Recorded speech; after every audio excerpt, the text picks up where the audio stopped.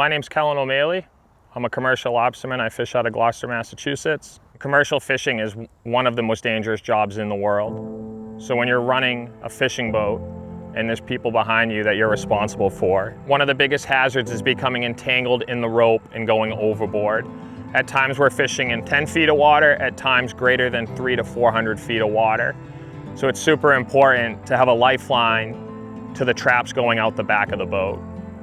On-demand fishing or ropeless fishing will be the end of the commercial lobster industry in the Gulf of Maine. And if a crew member becomes entangled in an end line going overboard without a line to the surface, how am I supposed to pull them back? Ropeless fishing is not taking into consideration fishermen's lives, and that's why I would never consider implementing such measures. Last week at the council meeting, there were 4 options brought forth, paving the way towards ropeless fishing.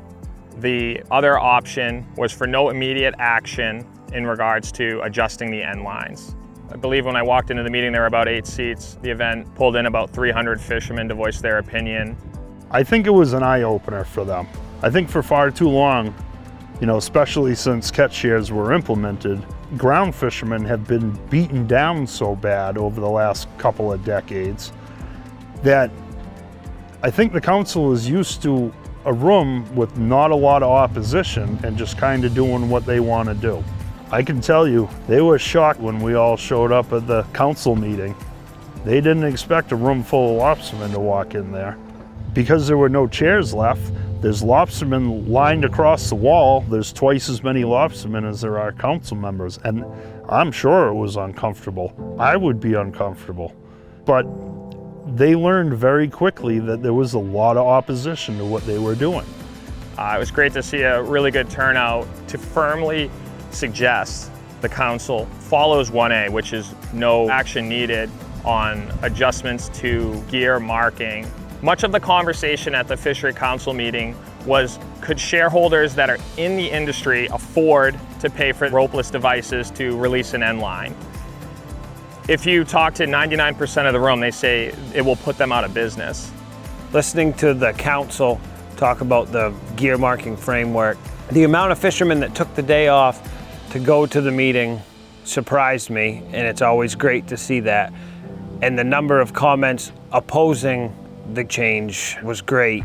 But during the public comment period, several members of the TRT, the take reduction team, stood up and spoke, and they wanted to make it very clear that what they were trying to do there was allow fishermen to fish closed areas if they wanted to using pop-up buoys.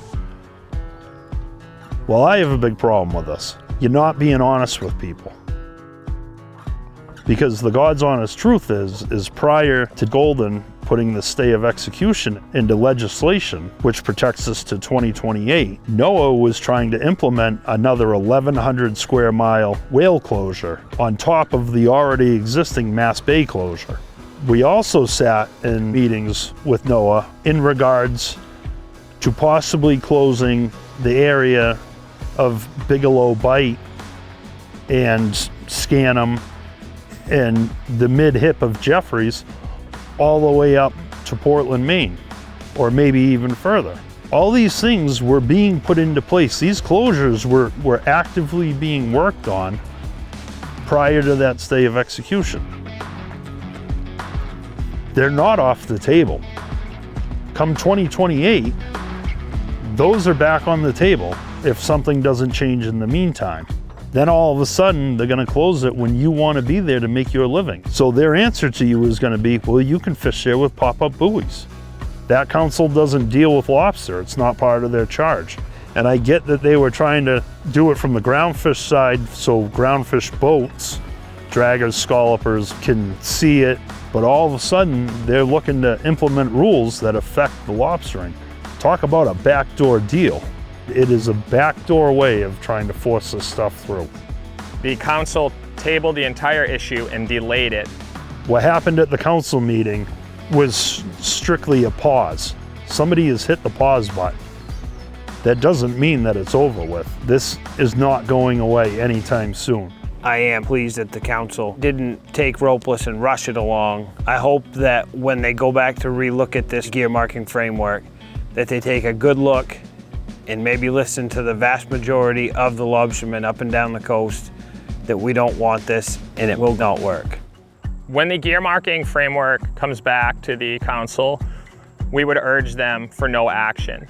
It should be rather apparent based on the attendance in Gloucester during last week's meeting that the subject matter experts in the fishery do not believe ropeless fishing will help.